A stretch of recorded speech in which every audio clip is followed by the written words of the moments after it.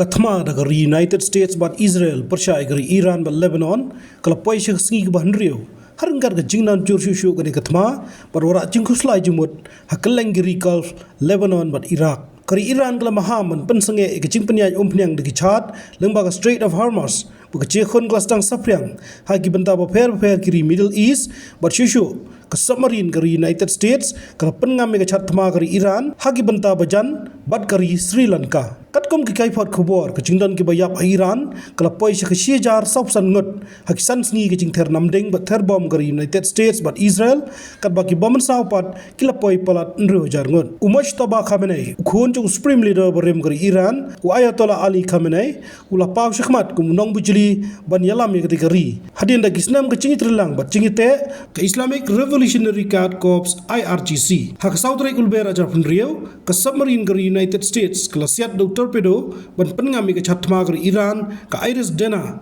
ha Indian Ocean hajan kari Sri Lanka bakani kala peniar caka syusyu ya kani Kathma kari Sri Lanka kala pentep bakala lap adu prapenyo tuli ki media badio pelaj em live arngot kila pawr kidak bak Kurdish Iranian armed groups klas dang ke je khon ni banta shate lam sabngi kari Iran persya ek sarkar Islamic laum bakari United States kala batha yaki Iraqi Kurds bani rap akicing khundma baki Kurdish Iranian hagi banta bishate ke Iraq ki dan hakicing perkhat bani khun persya ke Iran Habatin pej bahagi kishab kashab plus F Ka plus F? hakabam bangibam dunaki eki bataye kamet namar kata habathiru atau khaw kamlu ka umpnyang kadut pej ya kashab plus F hakajing som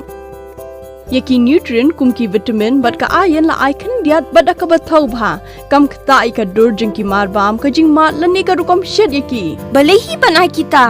kadon ka we ka jing mentoy ba kongsan ka kot ka khia ka nutrition ba khambha ka jing im ba khambha pendon kam daki mar ba modon ka sharp plus F menta kasni Lawan Ra Shafi Lingba ko office jong Commissionerate of Food Safety Meghalaya